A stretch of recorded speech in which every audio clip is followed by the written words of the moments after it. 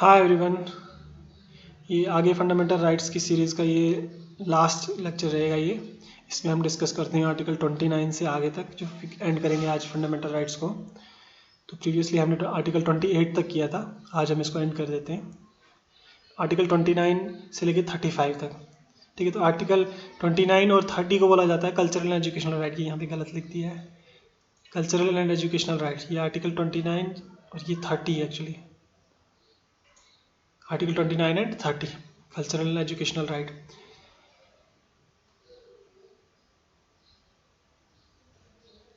पहले हम देखते हैं article 29।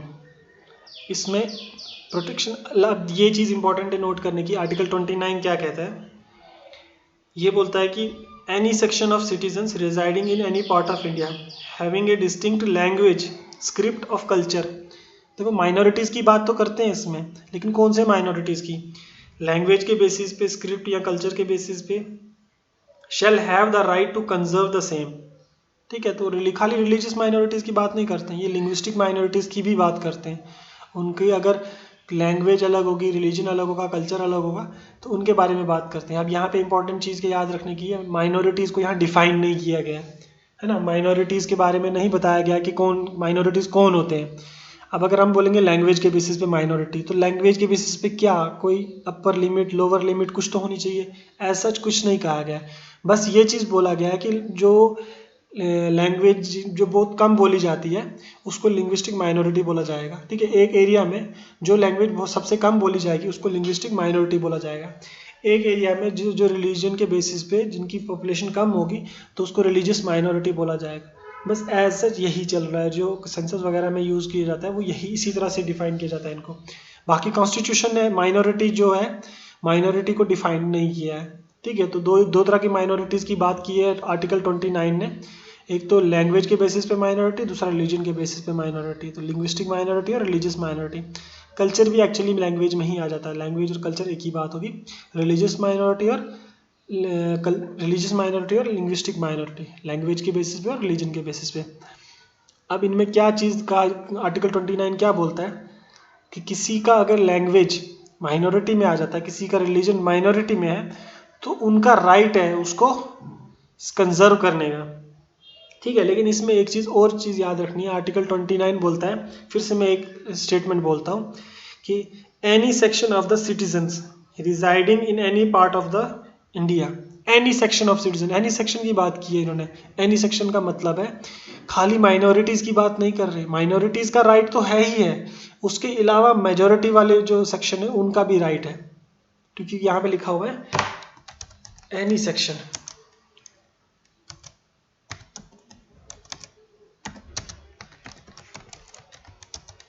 Any section of society. ठीक है, तो एनी सेक्शन ऑफ सोसाइटी में कौन आ गया? माइनॉरिटीज़ भी आ जाएंगे, तो मेजोरिटीज़ भी आ जाएंगे, तो इसमें सारे ही इंक्लूड किए जाते हैं। हर एक कोई भी आदमी अगर अपने लैंग्वेज, रिलीजन, कोई भी कम्युनिटी कंजर्व करना चाहती है तो वो कर सकते हैं। For education in an institution no discrimination on the basis of religion, race, caste, religion, ये तो आपको पता ही है। ठीक है, तो ये एजुकेशनल इंस्टीट्यूशन की बात चल रही है।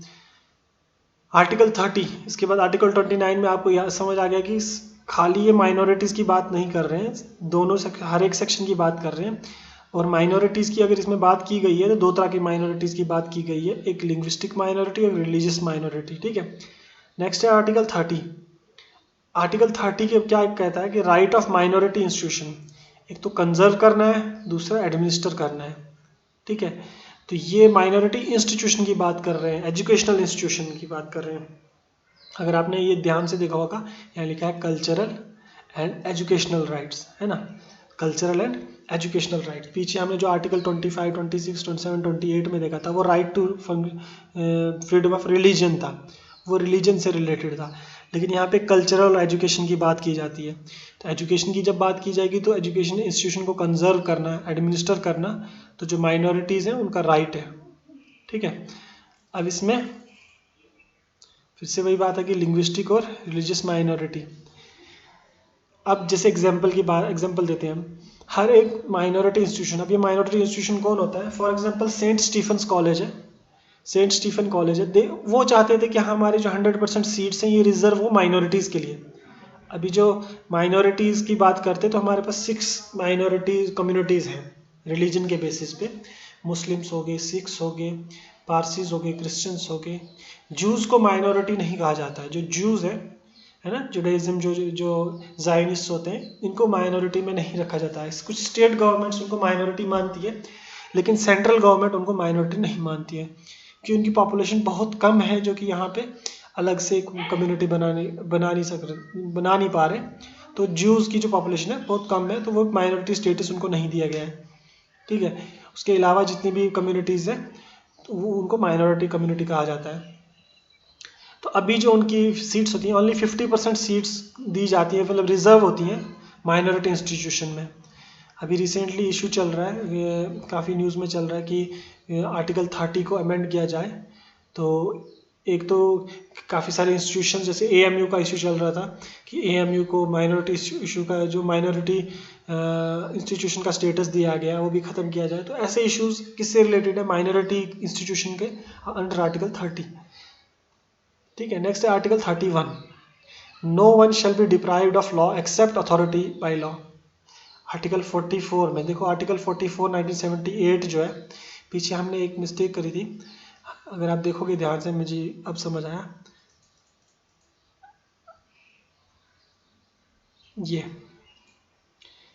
ये एक्चुअली 44th कॉन्स्टिट्यूशनल अमेंडमेंट 1978 है। 19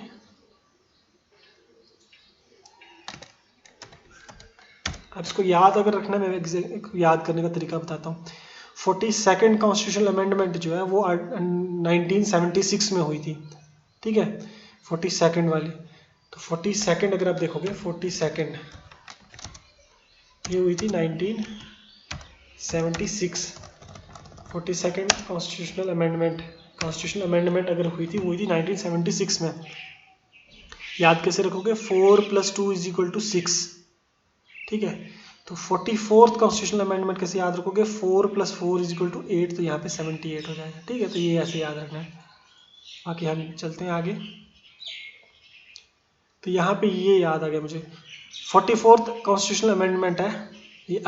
ए का मतलब है अमेंडमेंट एक्ट। इसने अबॉलिश किया था आर्टिकल, आपने देखा होगा कि आर्टिकल 31 में आपको जो right to land, right to property है, वो आपका फंडामेंटल राइट होता था। उस चीज़ को यहाँ से हटा के आर्टिकल 301A में डाल दिया है। ठीक है, तो यहाँ पे क्या लिखा हुआ है? No one shall be deprived of law except authority of law. यानी कि जब तक अथॉरिटी नहीं चाहेगी, अथॉरिटी नहीं होगी, लॉ के हिसाब से ही किसी को डिप्राइव किया जाएगा। लॉ ऑफ प्रॉपर्टी क्या था? लॉ ऑफ प्रॉपर्टी यानी जो राइट टू प्रॉपर्टी आपका लॉ, जो फंडामेंटल राइट था पहले अंडर आर्टिकल 31, वो यहाँ से डिलीट करके डाल दिया गया था अंडर आर्टिकल 300A। अब इसका मतलब है, पहले ये होता था फंडामेंटल राइट, अब वहाँ से डिलीट करके इन्होंने क्या कर दिया, इसको बना दिया legal and constitutional right. Legal क्यों? लीगल का मतलब है आप पुलिस स्टेशन में जाके, अगर आपकी कोई लैंड सरकार ले लेती है, आपको कंपनसेशन दिए बिना या ऐसे ही ले लेती है, आप अब डायरेक्ट सुप्रीम कोर्ट या हाई कोर्ट में नहीं जा सकते। अब आप क्या करोगे? अब आप जा सकते हो डायरेक्ट पुलिस स्टेशन में FIR लगाओगे, ये काम करोगे, उसके बाद ही कहीं जाके आपको केस करने का मौका मिलेगा। लेकिन जो पहले फंडामेंटल राइट होता था, फंडामेंटल, आप भी हम आगे पढ़ेंगे अंडर आर्टिकल 32 जो रेमेडीज दी गई हैं, अगर आपका कोई फंडामेंटल राइट वायलेट होता है तो आप क्या कर सकते हो। यहाँ पे बोला गया है legal and constitutional right. Legal right तो आपको समझ आ गया कि आपको लीगल एक्शन ले सकते हो उनके अगेंस्ट, वो कैसे? पुलिस को यूज़ कर गए। कॉन्स्टिट्यूशनल राइट का मतलब होता है कोई भी राइट आपका अगर कॉन्स्टिट्यूशन में लिखा है, जितने भी फंडामेंटल राइट्स होते हैं ये कॉन्स्टिट्यूशनल राइट होते हैं, क्योंकि वो कॉन्स्टिट्यूशन में लिखे हैं। तो इसी तरह होता है लीगल राइट। लीगल राइट का मैंने आपको बताया कि आप लीगल एक्शन ले सकते हो। तो राइट टू प्रॉपर्टी जो था, ये पहले होता था फंडामेंटल राइट अंडर आर्टिकल 31, यहाँ पे होता था अंडर आर्टिकल 31। बाद में उसको यहाँ से डिलीट करके डाल दिया गया अंडर आर्टिकल 300A। ठीक है, कौन से ये याद रखना है। ये मैं इसको बोल्ड कर देता हूँ, अलग कलर कर देता हूँ। 44th कॉन्स्टिट्यूशनल अमेंडमेंट एक्ट 1978 में इसको रिमूव करके 301A में डाल दिया था। तो इसको लीगल एंड कॉन्स्टिट्यूशनल राइट बोलते हैं। पहले बोलते थे इसको फंडामेंटल राइट, अब इसको बोलते हैं लीगल एंड कॉन्स्टिट्यूशनल राइट। ठीक है, तो अगर पूछा जाए राइट टू प्रॉपर्टी क्या है, राइट टू प्रॉपर्टी तो वो है आपका लीगल एंड कॉन्स्टिट्यूशनल राइट, ना कि फंडामेंटल राइट। ठीक है, बाकी इसमें जो सब डिविजन है जैसे 331A कंपलसरी एक्विजिशन कर सकते हैं, ये आपके काम का नहीं है। अगर आप हायर एग्जाम दे सकते हो तो आप यहाँ से पढ़ सकते हो, वरना ज़रूरत नहीं, ये पूछेंगे नहीं। ठीक है, आर्टिकल 32 ये इंपॉर्टेंट है। अभी तक मैंने बताया था 21A, उसके बाद आता है आर्टिकल 32, ये भी इंपॉर्टेंट है बहुत, ये बहुत ज़्यादा इंपॉर्टेंट है। क्योंकि अगर आपने पूरे फंडामेंटल राइट्स पढ़ लिए लेकिन आपको ये नहीं पता आर्टिकल 32 क्या है, तो फिर आपने कुछ भी नहीं पढ़ा।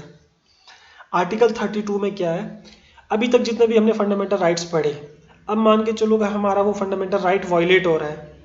ठीक है, हमारा फंडामेंटल राइट स्टेट वायलेट कर रही है या फिर कोई इंडिविजुअल राइट वायलेट कर रहा है, तो हमारे पास रेमेडी क्या है, हम उसको कैसे ठीक कर सकते हैं, हमें क्या हम कोर्ट को क्या बोलेंगे, कैसे बोलेंगे, क्या हमारे पास प्रोविजंस हैं। तो उस चीज़ को देखने के लिए हमारे पास आर्टिकल 32 में लिखा गया है, वायलेशन ऑफ फंडामेंटल राइट्स अगर होता है हमारा, तो हम इशू कर सकते हैं रिट्स। आपने देखा होगा जब भी कहीं किसी एग्ज़ाम में प्रॉब्लम होती है या फिर कोई एग्ज़ाम आउट ऑफ सिलेबस आ जाता है या कुछ और हो जाता है, या फिर कट ऑफ में कोई प्रॉब्लम आ जाती है, या फिर आंसर की में कोई प्रॉब्लम आ जाती है, लोग उसी दिन जाके रिट लगा देते हैं सुप्रीम ये हाई कोर्ट में या किसी या फिर सुप्रीम कोर्ट में डायरेक्ट। ठीक है, तो इसको बोला जाता है रिट इशू करना अंडर आर्टिकल 32। अगर आपका कोई राइट वायलेट हुआ है, जैसे आपका कोई फंडामेंटल राइट वायलेट हुआ है, तो आप इशू कर सकते हो रिट। हमारे पास रिट्स कितनी तरह की होती हैं, ये कुछ हैं। हेबियस कॉर्पस, नाम याद रखना है आपको। इंटरनल डिफरेंस क्या है वो जरूरी नहीं है, नाम याद रखना है। हेबियस कॉर्पस, मेंडेमस, सर्शियोररी, कोवरेंटो, ये वाली चीज़ें जो हैं ये आपको याद रखनी है, नाम याद रखने हैं। इंटरनल डिफरेंस क्या है, ज़्यादा इंपॉर्टेंट नहीं है, अब मैं थोड़ा सा बता देता हूँ ताकि आपको याद रह जाए।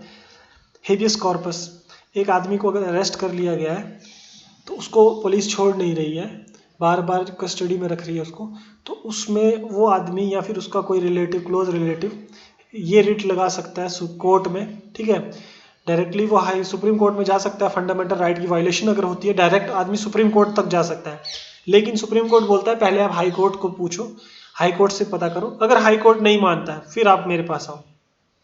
ठीक है, हाई कोर्ट की मर्जी है, अगर वो बोलता है कि नहीं मैं इस चीज़ को एंटरटेन नहीं करूँगा, फिर आप मेरे पास आओ। तो डायरेक्ट वो सुप्रीम कोर्ट भी जा सकते हैं, लेकिन पहले हाई कोर्ट का दरवाज़ा खटखटाना ज़रूरी है ताकि उनका टाइम वेस्ट ना हो। सुप्रीम कोर्ट के पास उतना टाइम नहीं होता, तो उनका टाइम वेस्ट ना हो, इसलिए वो क्या करते हैं, पहले हाई कोर्ट में जाएंगे। तो आप इशू कर सकते हो हेबियस कॉर्पस कहाँ पे, हाई कोर्ट। हाई कोर्ट किसी लोअर कोर्ट को भी बोल सकती है, आप भी इशू कर सकते हो, लेकिन जनरली हाई कोर्ट और सुप्रीम कोर्ट ही करते हैं। तो गए हम हेबियस कॉर्पस लगाया, तो वो उस आदमी को वो पुलिस को या फिर जो भी अथॉरिटी है उनको ऑर्डर दे सकती है कि 24 घंटे में इस आदमी को छोड़ दो। तो इसको बोला जाता है हेबियस कॉर्पस। उसी तरह होता है मेंडेमस। मेंडेमस में एक कमांड होती है, कमांड का मतलब होता है हायर कोर्ट जो होते हैं, हायर जुडिशरी लोअर जुडिशरी को कमांड करती है, ऑर्डर देती है कि एक काम आप नहीं कर रहे, ये काम कंप्लीट करो, तो उसको बोला जाता है मेंडेमस। इसी तरह सर्शियोररी होता है, कोवारेंटो होता है। अब इंटरनल डिफरेंस इतना याद रखने की ज़रूरत नहीं है क्योंकि ये एग्जैक्टली आपको पूछेंगे नहीं, बस इतना पूछ सकते हैं कि हेबियस कॉर्पस, मेंडेमस, सर्शियोररी, कोवारेंटो क्या है।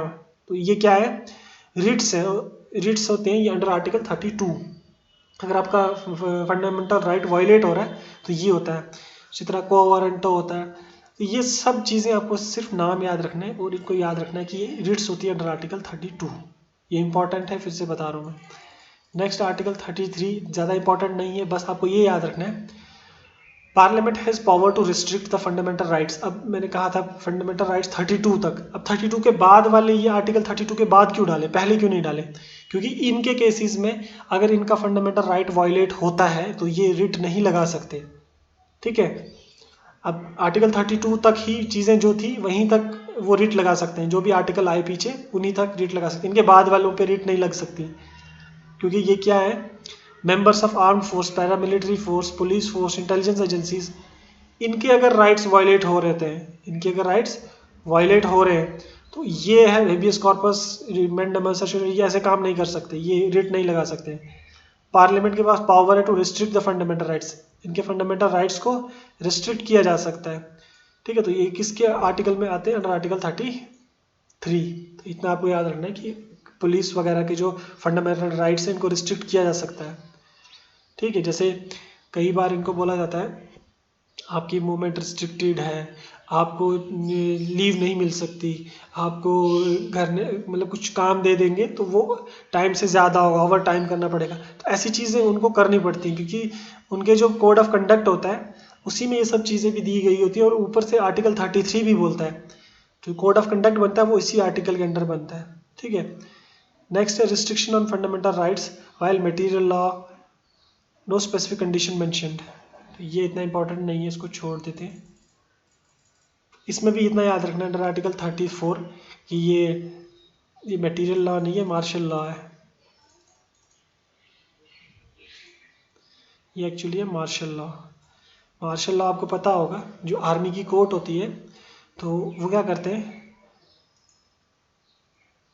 उनके काफ़ी सारे स्ट्रिंजेंट प्रोविजंस होते हैं।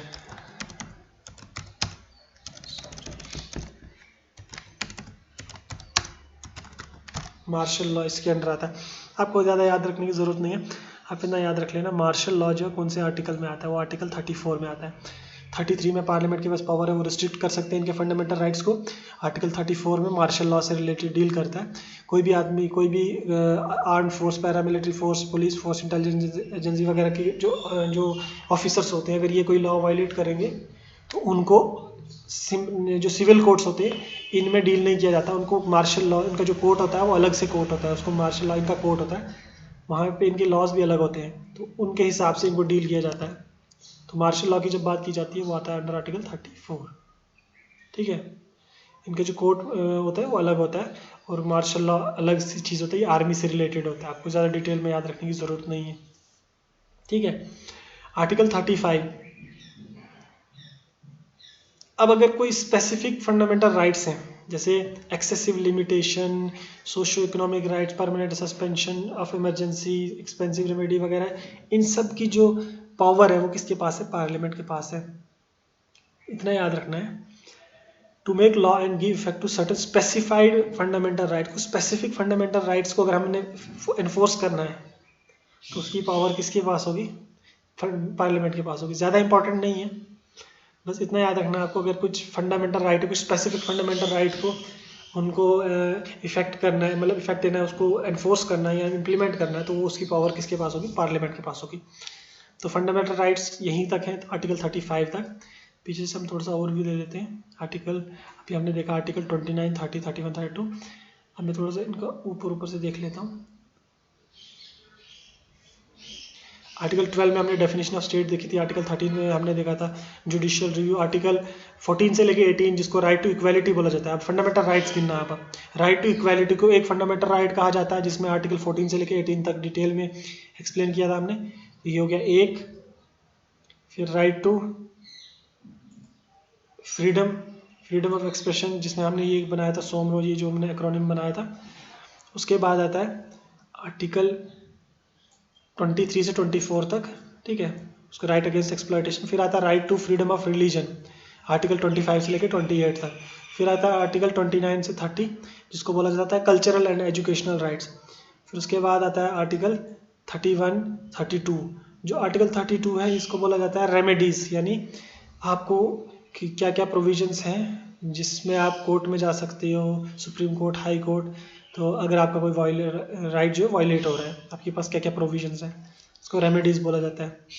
फिर उसके बाद यहीं तक है आर्टिकल 35 तक। इसके बाद जो शुरू होते हैं आर्टिकल्स 37, 38, 39, 51A तक, तो उनको बोला जाता है DPSP, directive principles of state policy, जिनमें स्टेट को डायरेक्ट किया जाता है कि आपने ये चीज़ें जो है इम्प्लीमेंट करनी है। वो जो जस्टिशिएबल नहीं होती हैं, मतलब अगर वो वायलेट होगा तो हम सुप्रीम कोर्ट, हाई कोर्ट में नहीं जा सकते, जैसे हम फंडामेंटल राइट्स के वायलेशन में जा सकते थे अंडर आर्टिकल 32।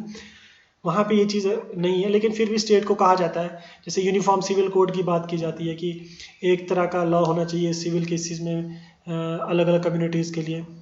जैसे मुस्लिम्स 4 शादी करते हैं तो नॉन मुस्लिम्स 4 शादी क्यों नहीं कर सकते, तो वो बोलते हैं कि मुस्लिम्स को भी मोनोगामी होनी चाहिए, अलग 4 शादी वाली पॉलीगामी नहीं होनी चाहिए।